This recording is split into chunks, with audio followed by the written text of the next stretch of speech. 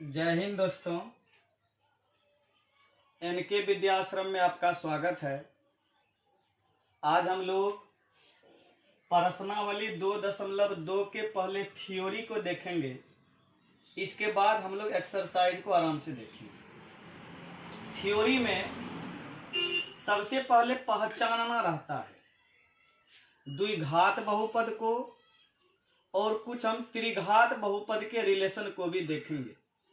मुख्य रूप से क्वेश्चन जो आपसे पूछे जाते हैं वह द्विघात बहुपद से ही पूछे जाएंगे, लेकिन रिलेशन हम लोगों को त्रिघात बहुपद का भी देखना रहता है। सबसे पहले चलिए हम लोग आज देखेंगे, शुरुआत करते हैं। सबसे पहले आप देखिएगा द्विघात बहुपद, याद रख लेंगे। द्विघात बहुपद के बारे में हम देखेंगे,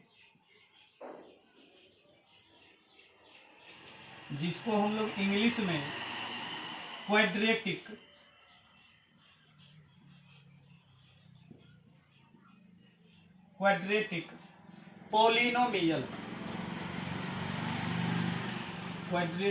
पॉलिनोमियल हम लोग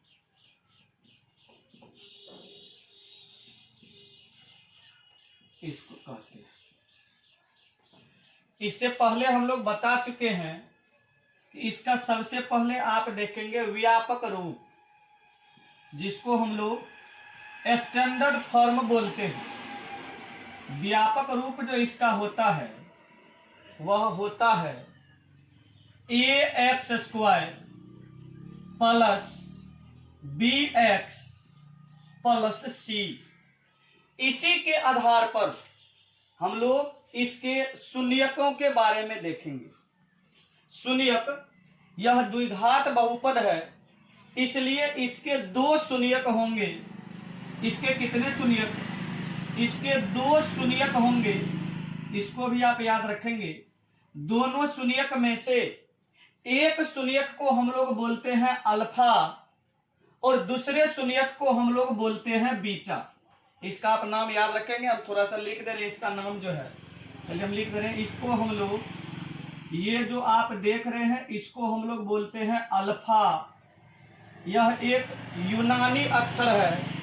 और इसके बाद एक आता है जिसको हम लोग बोलते हैं बीटा, और एक और हम आगे में देखेंगे उसको भी, इसको हम लोग बोलते हैं गामा। यह तीनों यूनानी अक्षर है। इसके शून्यांकों को दिखाने के लिए हम लोग इन्हीं अल्फा, बीटा और गामा का प्रयोग करते हैं।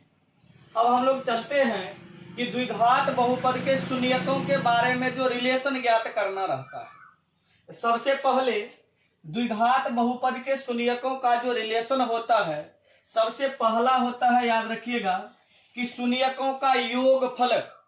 शून्यकों का योगफल, शून्यकों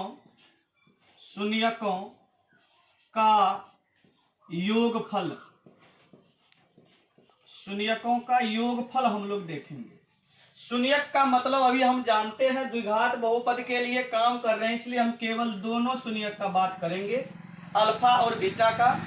अल्फा और बीटा को आप संकेत में लिख सकते हो। शून्यकों का योगफल मतलब एक इसका शून्यक अल्फा है और दूसरा शून्यक इसका बीटा है।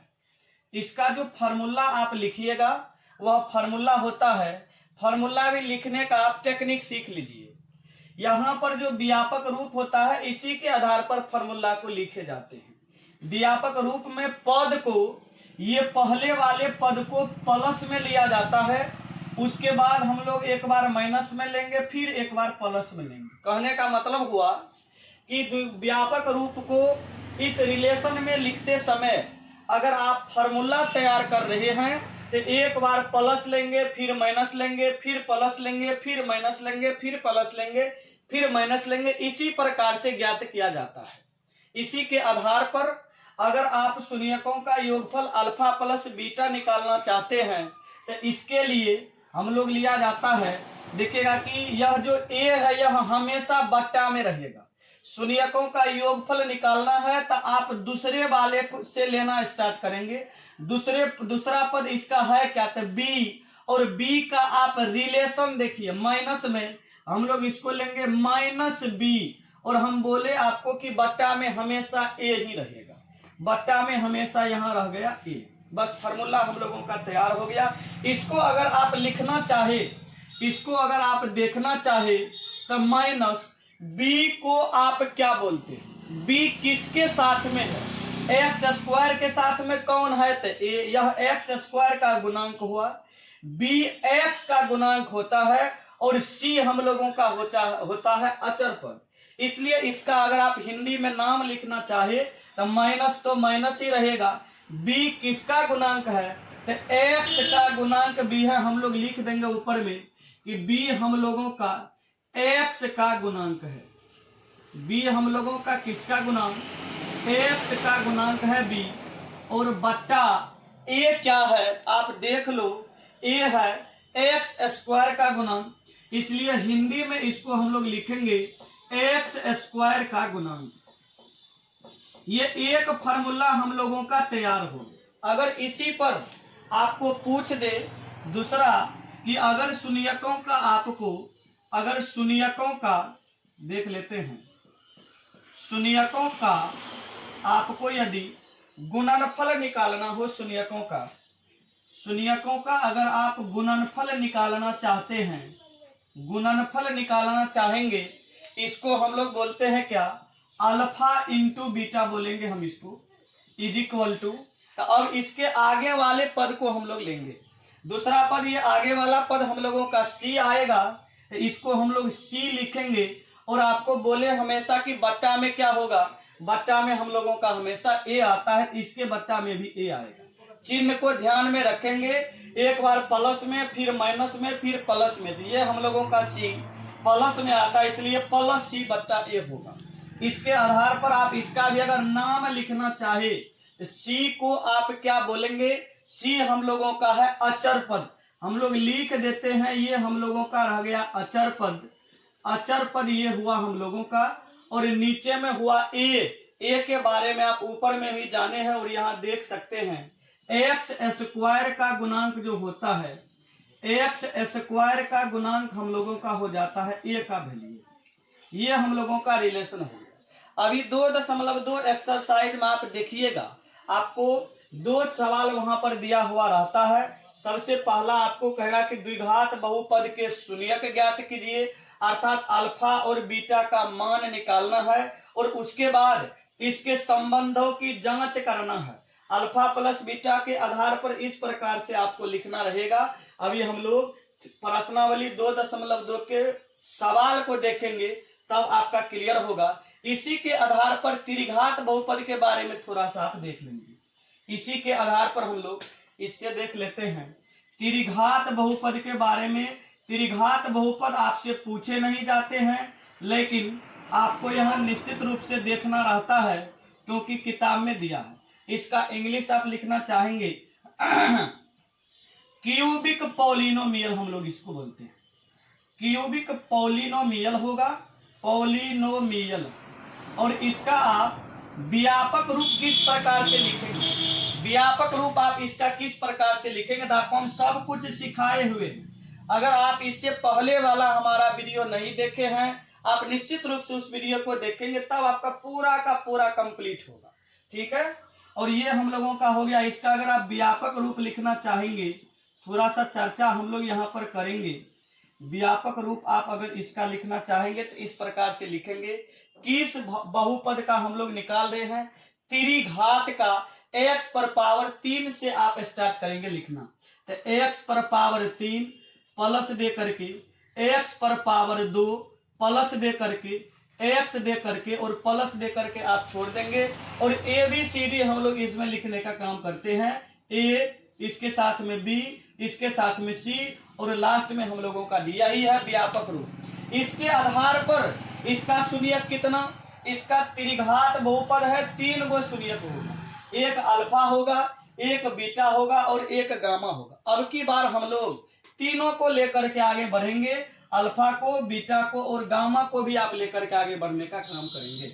इसी के आधार पर इसका अगर आप प्लस के रूप में लीजिएगा, एक बार गुना के रूप में लेंगे और एक बार दो को लेकर के हम लोग गुना के रूप में लिखेंगे। जैसे सबसे पहला इसका अगर आप रिलेशन के अनुसार फॉर्मूला लिखना चाहे तो सबसे पहला होता है, याद रखिएगा, alpha plus beta plus gamma. ये मार्कर हम लोगों का ठीक नहीं चल रहा है, इससे ही हम लोग देखेंगे alpha plus beta plus gamma बराबर। दूसरा रिलेशन देखिए, दो को एक साथ में आपको लेकर के चलना है, तो अर्थात इस तीनों को अगर आप बनाइएगा ग्रुप, तो पहला होगा अल्फा बीटा को एक बार हम लोग साथ में रखते हैं, हम बोलेंगे अल्फा इंटू बीटा प्लस, उसके बाद हम लोग बीटा इंटू गामा, उसके बाद हम लोग लेंगे बीटा इंटू गामा, और तीसरा हम लोगों का अल्फा इंटू गामा हो जाता है, अल्फा इंटू गामा। इसका भी फॉर्मूला आपको निकालना है। और अगला रिलेशन गुणनफल का, गुणनफल में क्या, तीन है हम लोगों का, एक अल्फा है, एक बीटा है और एक हम लोगों का गामा है। इसका रिलेशन पर हम लोग ध्यान देंगे और टेक्निक सीखिए, टेक्निक सीखेंगे फार्मूला को तैयार करने का। अब हम ये आपको बताए थे यहाँ पर कि एक बार आप प्लस में लेंगे, उसके बाद माइनस में, फिर प्लस में और फिर आप लेंगे माइनस में। इसी के आधार पर आप इस फार्मूला को तैयार कर सकते हैं। Alpha plus beta plus gamma को अगर आप लेना चाहेंगे तो लीजिएगा। पहली बात आप जान ले, ए हमेशा सबके बट्टा में ही रहेगा, ए को हम लोग कुछ करेंगे नहीं, यहां से लिखना इस स्टार्ट हम लोग करते हैं। तो इस यहां पर अगर आप लिखेंगे तो alpha plus beta plus gamma बराबर क्या, तो बी को लेंगे हम लोग पहले। तो बी देख के किस रिलेशन में, माइनस में, तो माइनस में बी लेना, और इसके बट्टा में क्या आएगा, तो आपको मालूम है हमेशा सभी के बट्टा में ए आएगा, सभी के बट्टा में ए हम लोगों का आएगा। इसका हम लोगों का फॉर्मूला तैयार हो गया, माइनस बी बाय ए। इसका देखिएगा alpha into beta, beta into gamma plus alpha into gamma. इसका अगर आप लिखना चाहे तो इससे अगला वाला पद आप आराम से लेंगे। बी को हम ले चुके हैं, सी किस रिलेशन में, प्लस में है, तो चलिए हम लोग सीधा सीधा सी लिखेंगे और बट्टा में हमेशा ए आएगा। अगले वाले में अगले वाले पद को लेंगे आप, डी, डी किस रिलेशन में है आप देखेंगे, माइनस में है, माइनस में आप डी लेंगे और इसके भी बट्टा में हम लोग हमेशा क्या रखने का प्रयास करेंगे, ए रखने का प्रयास करेंगे। यही हम लोगों का रिलेशन है। अब इसके आधार पर ही हम लोग एक्सरसाइज 2.2 के सभी सवाल को देखेंगे और इसमें आपको शून्यक ज्ञात करने के लिए जो रूल है वो हम आपको सवाल बनाते समय ही बताते चलेंगे। ये हम लोगों का थ्योरी हुआ। जब तक आप इसको नहीं जानेंगे, इस यह जो सवाल होगा हम लोगों का, यह आपको समझ में नहीं आएगा। पहले आप इसको देखें और इसके बाद अब हम लोग सवाल पे चलेंगे। इस वीडियो को हम लोग पहले देखेंगे, उसके बाद हम लोग अगला वीडियो 2.2 का प्रत्येक सवाल हम अपने हाथों से बोर्ड पर बनाने का काम करेंगे और उसको आप रिवाइज करने का काम करेंगे। चलिए, ये हम लोगों का 2.2 का कंप्लीट थ्योरी हुआ। इसके अलावा आपको कुछ भी नहीं आएंगे। चलिए, इस वीडियो के बाद हम लोग अगला वीडियो फिर डालेंगे। तब तक के लिए जय हिंद।